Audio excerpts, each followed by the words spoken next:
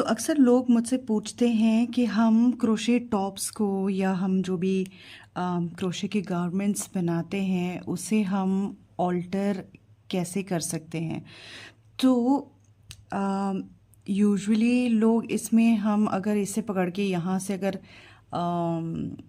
सिलाई लगाते हैं सिलाई मशीन से तो वो बहुत इजीली उसके चांसेस होते हैं खुलने के। अब मैंने ये एक टॉप बनाया है मेरा। अब एक फ़ैशन शो आने वाला है, उसके लिए मैंने ये टॉप बनाया है और ये टॉप जो है ये चेस्ट एरिया है और ये मेरी मॉडल्स के लिए बहुत ज़्यादा बड़ा है। ये एक्चुअली मैंने अपने माप से बनाया था, पर ये बहुत ज़्यादा बड़ा है तो आज मैं इसे छोटा करूँगी और मुझे इससे ये जो विड्थ है तो इसे मुझे यहाँ से छोटा करना है इतना, क्योंकि फ़ैशन शो में आपको पता ही है मॉडल्स कितनी पतली पतली होती हैं। तो ये बहुत बड़ा है जैसे कि आप देख रहे हैं यहाँ से, तो मुझे इसको छोटा करना है और इसे छोटा करने के लिए मैं इसे ऑल्टर कर रही हूँ और मैं आपको दिखाऊंगी कि मैं इसे ऑल्टर कैसे करती हूँ। और मुझे ये सबसे बेस्ट तरीका लगता है क्योंकि ये बस एक धागे से मैं ज़िगज़ैग स्टिचेस करूँगी और ये मेरे डिज़ायर्ड लेंथ के हिसाब से उतना ये छोटा हो जाएगा। एंड शो के बाद में मुझे बस ये एक धागा काटना है और ये वापस से सिलाई खुल जाएगी और ये आम, आम, अपने नॉर्मल शेप में आ जाएगा या कहिए साइज़ में आ जाएगा। तो मैं आपको दिखाती हूँ कि मैं इसे ऑल्टर कैसे करती हूँ। अब मुझे इसे ज़्यादा ऑल्टर नहीं करना है और मुझे पता है कि ये एक एक स्टिच में हम इसे कर लेंगे, एज इन 2 स्टिचेस टुगेदर करूँगी तो ये उतना साइज़ हो जाएगा।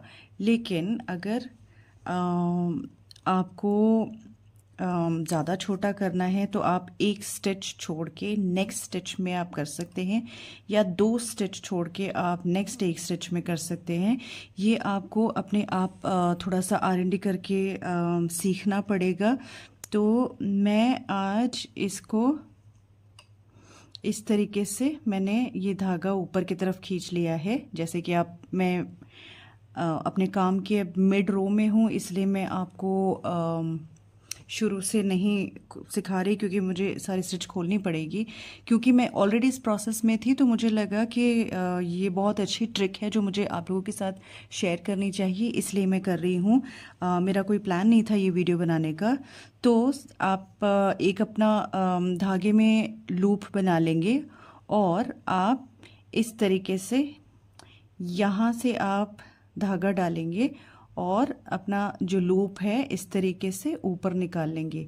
ये मैं आपको दिखा रही हूँ ताकि आपको समझ आए और इस तरीके से आप आगे करते जाएंगे तो आप ये समझ लीजिए कि ये मेरा ऑलरेडी लूप मैंने निकाल लिया है बाहर।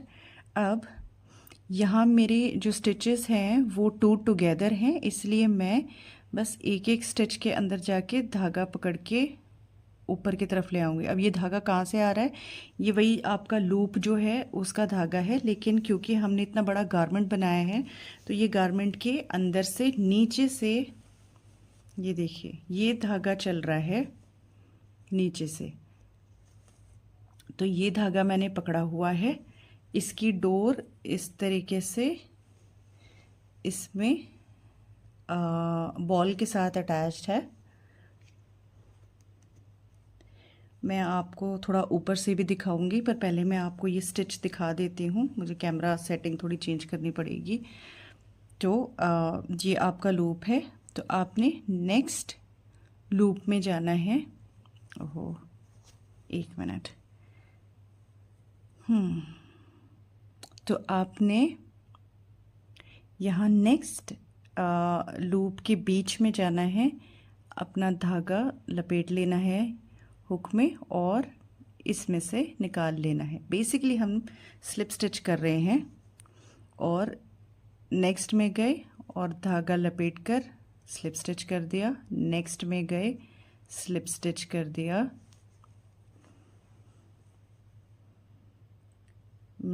इसको दिखाना मेरे लिए थोड़ा सा डिफ़िकल्ट हो रहा है क्योंकि ये बहुत बड़ी ड्रेस बनाई हुई है मैंने।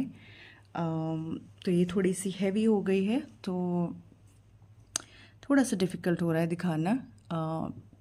यूजुअली मैं पैचेस बनाती हूँ, तो पैचेस में छोटे छोटे पैचेस होते हैं इस तरीके के, तो उसमें दिखाना आसान हो जाता है और ये हल्का भी है। लेकिन या ओके, तो ये नेक्स्ट स्टिच में गए और ये धागा लपेट लिया या हुक पे, और हमने यहाँ से स्लिप स्टिच कर ली। इसी तरीके से आप ये पूरा रो कंप्लीट करेंगे। फिर आप यहाँ से मैं थोड़ा कैमरा ऊपर कर लेती हूँ। आपने जब ये रो यहाँ कंप्लीट कर लिया है, अब आप स्लिप स्टिच करके ऊपर की तरफ जाएंगे और इधर को काम करेंगे। इसी तरीके से आप जिगजैग जिगजैग जिगजैग करते हुए यहाँ पहुँचेंगे। और बस ये एक ही धागा है, आपको कहीं कट नहीं करना है, आपको कहीं धागा पिरोने की ज़रूरत नहीं है। अब बस एक धागा आपने यहाँ पिरोना है जो स्टार्टिंग पॉइंट है, और उसके बाद जहाँ आप फिनिश करेंगे वहाँ यहाँ अगर आपने फिनिश किया है तो वहाँ आपको पिरोना पड़ेगा। उसके अलावा एक और टेक्निक है ऑल्टर करने की, जो मैंने यहाँ की है। आप देख सकते हैं कि ये बहुत अच्छा रिबिंग इफ़ेक्ट भी देता है, पर क्योंकि मेरे पास टाइम कम है और मेरे पास बस कल का टाइम है, मुझे पैकिंग करनी है, बहुत काम है, तो मैं ये रिबिंग नहीं कर रही हूँ, क्योंकि रिबिंग करने के लिए ऐसे बहुत सी रिब्स बनानी पड़ेंगी मुझे। जो मैंने यहाँ देखिए बनाई है, इसे मैं अब खोलूँगी क्योंकि ये बहुत टाइम कंज्यूमिंग है मेरे लिए। तो ये देखिए, तो इससे एक ये ऐसा था पहले, रिबिंग करने के बाद में ये रिब्स वाले इफ़ेक्ट दे रहा है, और ये कंपैरेटिवली छोटा भी करता है। ये देखिए ये कितना छोटा है।